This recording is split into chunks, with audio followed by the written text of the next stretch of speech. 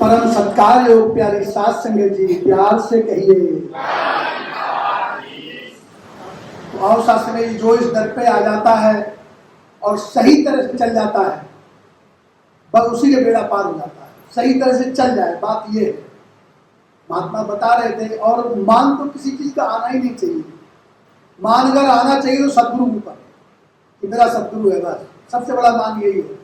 बाकी माया काया काय का मान, ये सब आने जाने वाली चीज है, इसका मान ही क्या है। और निभ जाए, सबसे बड़ी बात है भक्ति में, निभ जाए तभी सही है। वरना जितनी मर्जी लोग भक्ति करते देखा, क्या क्या देखा, जरा से में डिग गए। अभिदास के पास एक कोई आए थे आगरा से, बोला हम वो जाते हैं उनके कोई भोले है, वहाँ भोले की संगत है कौन सी, वहाँ जाते हैं, वो भी निराकार की बात बताते हैं। तो वो काफी बातें चलती रही। बोले हमें तो मुक्ति मिल गई है। हमने अच्छा मनी परमात्मा दिखा दिया? बोले हाँ दिखा दिया। मनी कहाँ है? बोले ऐसे थोड़ी बताएंगे, वो तो बैठना पड़ता है, चौकी लगानी पड़ती है और वो सब पूरा। तो मैंने कहा इसका मतलब मुक्ति आपको मिली नहीं। और दूसरी बात, मुक्ति ज्ञान लेने के बाद भी मुक्ति नहीं मिली है। अगर कोई कहे ज्ञान मैंने ले लिया, मुझे मुक्ति मिल गई है, मैं मुक्त हो गया हूं, तो ये उसकी भूल है। क्योंकि भैया भक्ति जो है बहुत कठिन है। अवतार वाणी में लिखा तलवार धार पर चलने जैसा भक्ति मार्ग है अति कठिन। अब तलवार की धार पर कौन चल सकता है? चींटी, चींटी चल सकती, भागती चली जाएगी। वैसा बनना पड़ेगा आपको, इतना हल्का चींटी जैसा, वरना नहीं। क्योंकि हमने देखे हैं बड़े बड़े ऋषि मुनि का इतिहास भी पढ़े हैं कि भक्ति खंडित हो गई लास्ट में। किसी ने ध्यान लास्ट में रख दिया वो हिरणी के बच्चे में, तो हिरणी के बच्चे में ही उसका जन्म हो गया। कहाँ मिली मुक्ति? मुक्ति नहीं मिल पाई जो मुक्त होना था। तो मुक्ति का मेन अर्थ है, संत का मेन उपाधि जब भी मिल सकती, क्योंकि मुक्त तो एक ही है और कोई मुक्त हो नहीं सकता है। पूर्ण तो एक ही है, सदगुरु। संत कभी पूर्ण हो नहीं सकता है, जितनी मर्जी जोर लगा दे। पूर्ण है सदगुरु। तो सदगुरु को छोड़ के बाकी तो मुक्ति किसी के पास है नहीं, जब तक गुरु ना चाहे। जब तक सदगुरु ना चाहे तब तक मुक्ति नहीं मिलेगी। आप करते जाओ, भक्ति करते जाओ, ठीक है, बढ़िया भक्ति कर रहे हो, सब कुछ होता रहा, लेकिन कहीं न कहीं कभी ऐसे विकार आते हैं कि वो सारी भक्ति करी कराई एक ही बार में गड़बड़ हो जाती। तो मेन इसका उदाहरण चाहिए कि भक्ति मिलेगी शरीर छोड़ने के बाद ही मुक्ति मिलेगी। शरीर छोड़ दिया तभी है कि अब मुक्त हुआ है या नहीं हुआ, तभी संत की उपाधि मिलेगी कि भक्ति करी है तो मुक्त हो गया, और कहीं रह गया तो गया। तो मेन चीज है मुक्ति का यही अर्थ है कि मुक्ति करते जाओ, भक्ति करते जाओ मन। क्योंकि जरा सा सूक्ष्म विकार आ गया तो मामला खराब हो जाता है। तो सूक्ष्म विकार है वो जरा देर में आ जाते हैं, तो पता नहीं चलता है। अहंकार नजर तो आता नहीं है, अहंकार नजर नहीं आता है, लेकिन आ जाता है। वो हमको नजर नहीं आएगा अहंकार आया, लेकिन दूसरों को आता है अहंकार आ गया। तो दूसरे से ही तो भक्ति बचानी है कि दूसरे ने कुछ कह दिया, महात्मा ने सेवादार बता दिया, हम भूल गए, हाँ, तो वो भक्ति क्या की भक्ति, फिर बस गया मामला। क्योंकि सेवा कर ही नहीं सकते कुछ। वही गाय भी खरीद के जिससे आप गवावेंगे, साथ की संगत वो कर सकता है जिससे आप करावेंगे। ये खुद ही सेवा करता है, खुद ही सारे काम करता है, वरना ये भी हिम्मत नहीं कि हम 1-2 रुपए किसी को दे दे। ये सारा खुद करता है, खुद ही इसका खेल है, खुद ही सब कुछ कर रहा है, कैसे कर रहा है, क्या कर रहा है। बस ये चीज समझ में आ जाए तो समझो सही चल रहे हो। क्योंकि भक्ति का मतलब ये नहीं कि मैं बड़ा सुखी हो गया हूँ, अब मेरे घर में साधन हो गए हैं, पहले मैं कुछ नहीं था, अब मैंने कहाँ से कहाँ पहुँच गया हूँ, क्या ये फिर अहम में आ गया मामला। ये सारे मामले अहम के हैं और इसका फिर इलाज है नहीं। अहम और अहम दोनों फिर इस आदमी से बच जाता है, फिर फंसता ही आता है। तो कुछ नहीं, क्योंकि भक्ति हमारी जब ही शुरू है कि एक रिक्शे वाला महात्मा आया है, हम उसको भी लेकर धन्यकार करें। बात यह है, क्योंकि हमें जरा से बीमार आ गया, कुर्सी में बैठा दिया, अरे हम तो बैठे लगे, हम तो ये सब चीजें अलग हटानी पड़ेगी, तब जाके भक्ति का संचार शुरू होगा, भक्ति शुरू होगी। क्योंकि अपने को ना के समान कहना पड़ेगा, मैं हूँ ही नहीं, मैं हूँ ही नहीं। वो शौक जी का वो था कि मुझे अपनी होने से ही इनकार करना पड़ेगा। उनका एक शेर था कि मैं तो हूँ नहीं, अगर तुम हो मत बता दिया मैं हूं, तो फिर कोई फायदा नहीं है, फिर मैं ही हूं या परमात्मा है। तो जहां हरि वहां मैं नहीं, जहां मैं वहां हरि नहीं। तो मुझे अपने होने से ही इनकार करना पड़ेगा कि मैं हूं ही नहीं, तभी बात बनेगी, वरना बात बनने वाली नहीं है। आओ शास्त्री जी, अभी दास भवन पे आया, भगत जी के बड़े भाई साहब भी शास्त्री जी शरीर छोड़ गए। अभी हफ्ता डेढ़ हफ्ता पहले शास्त्री 15 दिन पहले, जो भी आप दास को तो नहीं इसका पता तारीख का, तो शास्त्री जी सेवादार महात्मा थे, बता रहे पास में घर था। हमको तो ये भी नहीं पता कि भगत जी के भाई यहाँ रहते हैं, हमें तो सबका सोनीपत का पता था, वहीं जाते थे हम, यहाँ का तो पता नहीं था। तो शास्त्री जी शरीर जो है ये कब चला जाए, किसका चले जाए, कहाँ चले जाए, कोई पता नहीं। तो ये परमात्मा की, ये भी जाना परमात्मा की सौगात है कि भाई सही सही ले लिया, कोई चक्कर नहीं पड़ा, कोई झंझट नहीं पड़े, गए रास्ते नहीं बस। और शास्त्री जी कितने बेचारे भटक भटक के अभी मर भी नहीं पा रहे कि कब शरीर छूटे, कब क्या हो। तो ये शास्त्री जी, ये जाना सफल है, यही तो जाना सफल है कि आराम से चला गया। अब इसका अफसोस क्या करना। महात्मा अफसोस नहीं करते, संसार अफसोस करता है, रोता चिल्लाता है, उनका वो है। क्योंकि प्यार से कहिए, कोई राजा था, उसका ऐलान था राजा का कि मेरे इतना बड़ा मेरा राजपाट है, वो दानी राजा था। उसने बोला जिसको जितना धन चाहिए वो ले जाए, जिसको जितना धन चाहिए वो ले जाए, अपना कारोबार करे, माला माल हो जाए, अमीर हो जाए तो धन वापस कर जाए, या उसकी मर्जी ना करे। ये राजा का ऐलान था, उसने ऐलान कर रखा था इस बात। तो बहुत से लोग आते थे, धन राजा मुझे इतने रुपए दे दो, इतने लाख दे दो, इतने दे दो, तो वो ले जाते थे। लेकिन राजा लिखवा देता था कि लिख जा तू इतना ले गया है। शास्त्री जी अब बोला हमारा बिजनेस चल जाएगा, राजा भी कहता तेरा बिजनेस चल जाएगा, दे जाना खुशी खुशी। बोला ठीक है, खुशी खुशी दे के जाऊंगा। शास्त्री जी एक आया चापलूस आदमी राजा के पास, धन मांगा, राजा ने धन दे भी दिया उसको, जो भी 10-20 लाख की जो भी माया मांगी उसको दे दी। और जो है धन लेके वो जाने लगा। शाम हो गई तो उसने बोला मैं बाहर कैसे जाऊंगा, गांव मेरा दूर है, यहीं कहीं ठहर जाता हूँ। रात में कोई जान पहचान थी किसी क्या, ठहर गया रात को, सुबह जाऊंगा आराम से, नहीं तो कोई लूट लाट लेगा, फायदा क्या है, पैसे बहुत है। अब वो ठहर गया। सुबह जब वो जा रहा है, घर से निकला, उनके जिनके यहाँ ठहरा उनके यहाँ से निकला, थोड़ा सा आगे बढ़ा तो देख रहा है एक जनाजा जा रहा है, एक अर्थी जा रही है, और उसको 4 लोग नहीं बहुत लोग कांधा लगाए हुए हैं अर्थी में, इधर उधर साइडों से अर्थी बहुत लोग कांधा लगाए हुए हैं।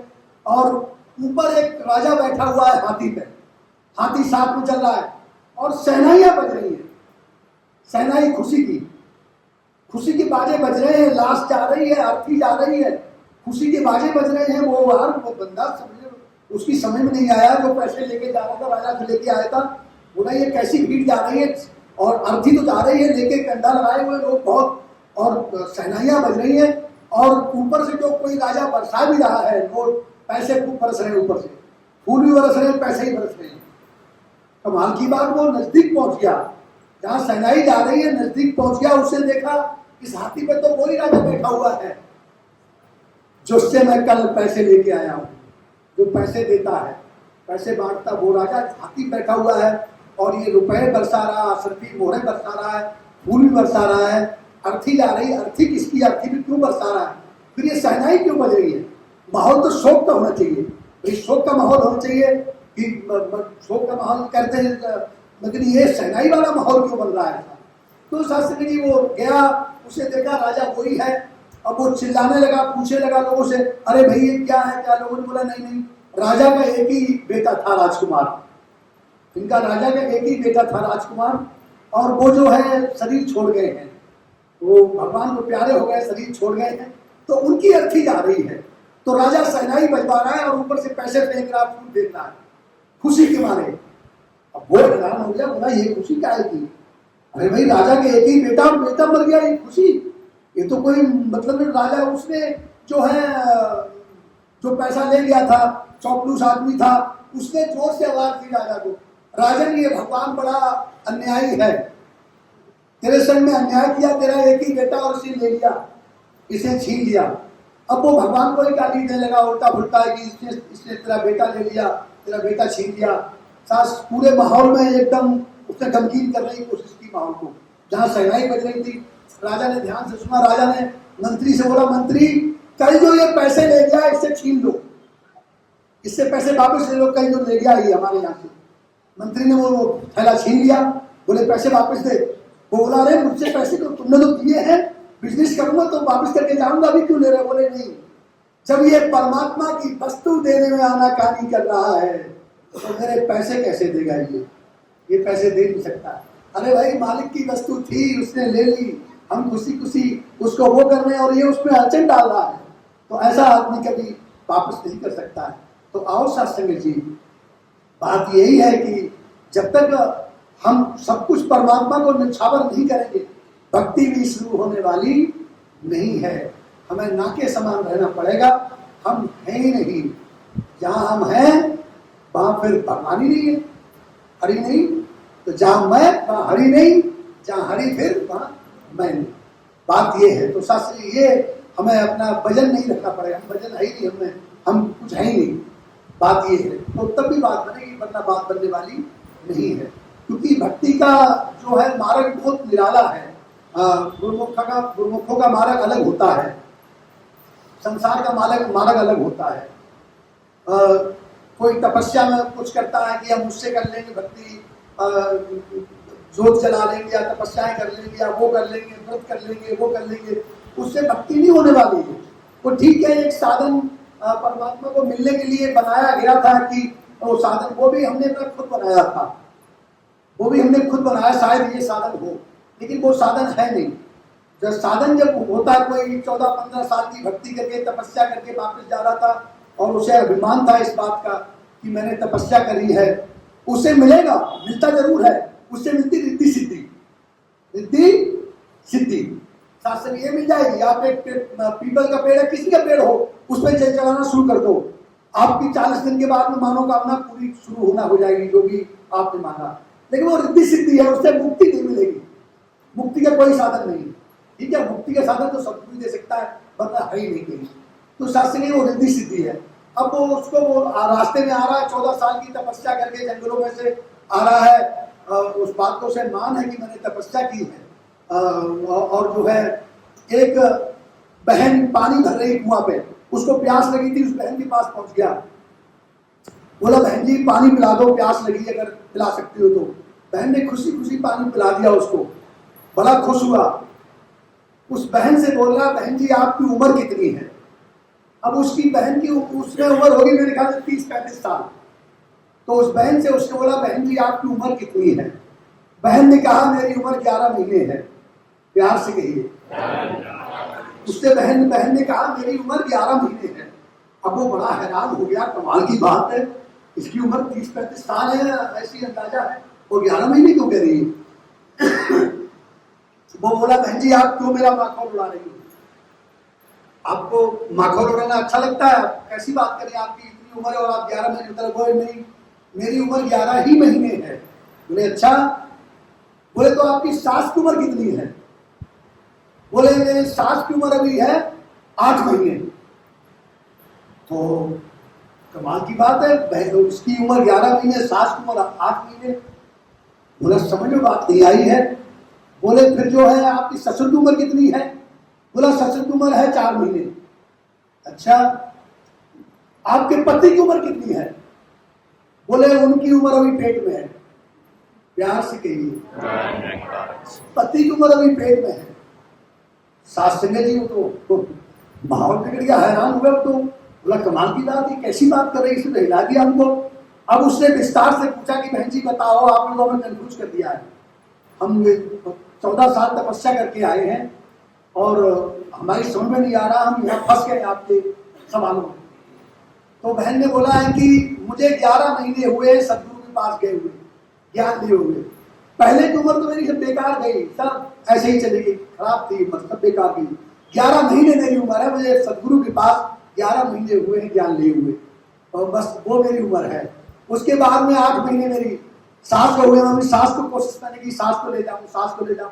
सास भी गई 8 महीने पहले, तो मेरी सास की उम्र 8 महीने है।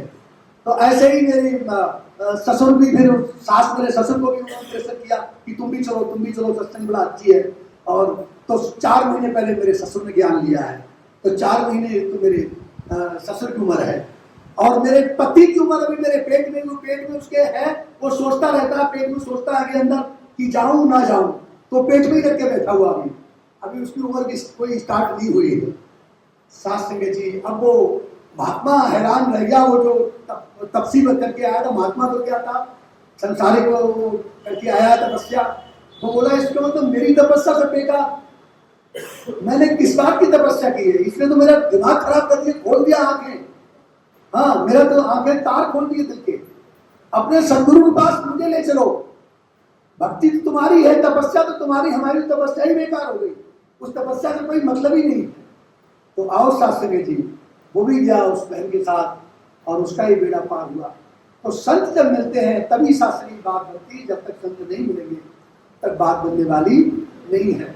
पिछले नवरात्रे पे, तब नव दुर्गा पे भी एक मेरे पास आए थे, कहते हैं सरदार जी, तो उनकी मिसिस वगैरह वो आए तो किसी और काम से, लेकिन बात की तो न बोले नवरात्रि का वो कर रहे, मैंने नवरात्रि जब रात्रि में जा रहे हैं, ये नौ माया, ये अंधेरा है, इसको उजाला इसका सदगुरु है। जब तक उजाले में नहीं जाओगे, उसको पहचानोगे नहीं, तब तक ये उजाले में दिखाई नहीं देंगी, नहीं तो अंधेरा ही अंधेरा है। ये तो नवरात्रियां हैं, ये तो नौ माया है, ये रात है दिन नहीं है। दिन पे जाओ, रात के बाद दिन आता है, उस दिन को ढूंढो, उस सदगुरु को ढूंढो, परमपिता परमात्मा को ढूंढो, तो तुम्हारी बात बनेगी। तो आओ शास्त्र, मेरी बात यही है, जब तक हम अपनी पहचान नहीं करेंगे तब तक हमारी बात बनने वाली नहीं है। और भक्ति का यही, भक्ति करते जाओ, मत देखो कि मकान दुकान ये सब, ये अपने आप सब पीछे पीछे भागती हैं, सब पीछे पीछे भागती हैं। और जिसने ये भक्ति कर ली है उसके जीवन में कोई कभी नहीं आई। ये माया तो दासी है, मायापति को जो कोई जाने उसकी माया दासी है, ये अपने आप पीछे पीछे भागती है, ये चल के आएगी आपके पास, ठीक है, आपको इसके भागने की जरूरत नहीं है। जब तक आप इसके पीछे भागेंगे तब तक ये और परेशान आपको करेंगे। ये क्योंकि गोस्वामी तुलसीदास जी कह रहे हैं, माया ऐसी सांपनी जगत रही लिपटाए, जो इसकी पूजा करे उसी को खाए। शंकर बाबा अवतार सिंह जी महाराज वेतावाणी कह रहे हैं कि माया अपने सेवक को भी अपने हाथ मिटा देती, यथा नागिनी चलकर अपने बच्चों को भी खा लेती। जैसे नागिन जो बच्चों को खा जाती है, अपने संकट में माया महारानी सबको आप मिटाती है, यथा बदरिया पाँव नीचे बच्चे आप दबाती। जैसे बदरिया संकट आता है तो ये नीचे दबा लेती है, ये माया उठने नहीं देती है। जब संकट आता है, आदमी फंसता में, कर्जे में फंस गया, इसमें हो गया उसमें हो गया, तो ये नीचे दबा लेगी, उठने नहीं देगी, बिल्कुल दबा के रखेगी। जैसे बदरिया ने बच्चों को दबा रखा है ऐसे। लेकिन पर भक्तों से माया रानी पल पल रहती करती है, कहे अवतार गुरु भक्तों का हरदम पानी भरती है। ये तो फिर भक्तों का पानी भरती है। सब सदगुरु कृपा जब हो जाती है तो आज सदगुरु माता दयाल है, जगह जगह जाके देखो कहाँ कहाँ भाग रहे हैं। हमने देखा कई वीडियो ऐसे आते हैं, माता जी सदगुरु माता जी भागती जा रही हैं अपने संतों के लिए, फटाफट फटाफट फटाफट, कितना स्पीड में। तो ये है सत्संग जी, जब सदगुरु हमारा जग तारने के लिए तैयार है तो हमें प्रचार करने में, हमें दूसरों को समझाने में क्यों इतनी देर लगती है सत्संग जी। अरे हम भी समझाएं किसी को, ठीक है, समझ में आती, ठीक है, नहीं हमारा फर्ज तो था, निराकार देख तो रहा है हमें कि हाँ तुमने समझाया, नहीं तो पूछा जाएगा, दरगाह में पूछे जाते सवाल कि कितनों को जोड़ा, क्या करा। और शास्त्रों में लिखा है कि तुमने एक को ज्ञान दिला दिया, अगर एक को जोड़ दिया तो 7 सोने के मंदिरों का फल मिलता है। 7 सोने के मंदिर, 7 सोना 1 लाख होने वाला धीरे धीरे तोला, 7 सोने के मंदिर कितने के हो गए वो। तो ये चीजें इतना एक को देने से, अब तुमने अगर 4, 6, 10, 20 जोड़ दिए तो फिर क्या होगा, फिर कोई आता पता है कहाँ पहुंचोगे। तो ये सब अपने आप से दूर करता है, सदगुरु कोई कमी नहीं आया जिसने ये किया। और आज का जो दास देख रहा है कि पहले का सिस्टम बहुत पैसा था, सिस्टम बदल रहे हो आप खुद ही, गुरु की उसमें दिखाई दे रहे हो। पहले जल्दी जल्दी महापुरुष चरणामृत बनाते थे, हम देखते हैं साल भर किसी का चरणामृत नहीं बना, फिर कहते घर में वो बुखार आ रहा है, कलेश हो रहे, ये हो रहा है, वो हो रहा है, अरे भैया जाएंगे कैसे, औषधि तो इस्तेमाल कर नहीं रहे हो। जो दवाई सदगुरु ने दी थी, सदगुरु तो मना नहीं कोई, सदगुरु तो मना किया था डॉक्टर के पास नहीं जाना है, औषधि हम दे रहे हैं, चला मत की। शहंशाह बाबा अवतार सिंह जी महाराज ने यहाँ से पढ़ा था कि 4-5 महात्माओं को भेजा, किसी घर बहुत बुखार आ गया, महात्मा कई दिन से सत्संग नहीं आ रहा है, जाओ आशीर्वाद देके आओ। वो महात्मा गए, जाके देखा वाकई में बुखार आ रहा है, पूछा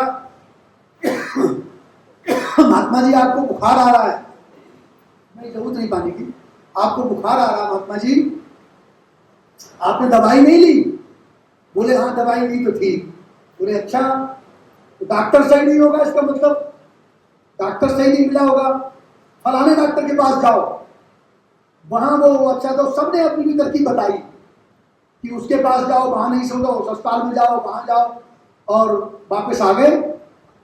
शहंशाह जी ने पूछा क्या बात हुई, देखा है महात्मा को आशीर्वाद दे आए? बोले हाँ महाराज देखा है, उनको अस्पताल ही बताया है 3-4 कि वहां नहीं ठीक होते, वहां जाओ। शहंशाह जी बोले तुमको भेजा था आशीर्वाद देने, तो तुम डॉक्टर बन के पहुंच गए, सलाहकार बन के पहुंच गए। अरे तुम तो एक मिट्टी की डेली भी छोटी उठा के उसके मुंह में डाल देते, महात्मा जी खा लो, उसी से महात्मा सही हो जाता, हमने तो भेजा इसलिए था। तो आओ शास्त्री जी, ये जो चरणामृत औषधि है, जो संतों की औषधि है, घर में सुबह उठ के सब धन्यकार करें, अपने आपस में मत देखो एक दूसरे का मुंह की वो धन्यकार करे तो हम करें, नहीं, फटाफट नीचे गर्दन डालो और झुकते जाओ। शास्त्री जी देखो कैसा आनंद आता है, कैसा सब चलता है। तो ये सब जब हम करते जाएंगे तो जीवन में कोई कमी नहीं आएगी। आओ शास्त्री जी, ज्यादा दास नहीं बोलेगा। अभी एक जोक भी आया था, मोबाइल थोड़ी देर पहले देख रहा था, वो व्हाट्सएप पे, तो पिताजी उसका कह रहा है छोटे बच्चे को कि तू मोबाइल बहुत देखता है। कहता पापा कहाँ देखता हूँ, एक ही मोबाइल देखता हूँ, बहुत कहा मेरे पास एक ही मोबाइल। तो ये शास्त्री जी मोबाइल का जमाना आ गया है, तो कहीं भी आप सत्संग सुन सकते हो मोबाइल से, कहीं भी शास्त्री सदगुरु प्रोग्राम देख सकते हो। तो प्रोग्राम देखा करो सदगुरु के, अवतार वाणी नोट पढ़ा करो शास्त्री जी, और सुमरन खूब किया करो, और सेवाएं शास्त्री जी करो। सेवा का ध्यान जैसे है, जैसी सामर्थ्य वैसी सेवा करो। नहीं वो कुछ बंदा मामला मन में आ रहा है, उसको आके भवन में झाड़ लो, भवन में सफाई कराओ, दुनिया झाड़ो। शास्त्री जी देखो ये सब सेवाएं हैं, सेवाएं हैं शास्त्री जी। फिर देखो कैसे सब कुछ होता चला जाता है। तो दातार कृपा करे सदगुरु। मेरे रमेश जी की कोई आदमी बहुत आ रही थी, रात रामवीर का फोन आया था, कह रहा मैं आऊँगा और रमेश जी को फोन करूँगा। तो मैंने भी यार वो पिछली बार आए नहीं, पता नहीं किसी काम में कहीं रह गए होंगे। और जो है पिछली बार आया था बीच में, तो अभी संगत हुई थी, भगत जी के जन्मदिन के बाद भी हुआ था। तो शास्त्री जी तब तो रमेश जी को देखता रहा। और जो है बाकी हमारे भगत जी, शास्त्री जी दास ने भी उनकी शक्ल देखी, अंदर बैठे हुए थे, तो चेहरा थोड़ा सा वैसा लग रहा था।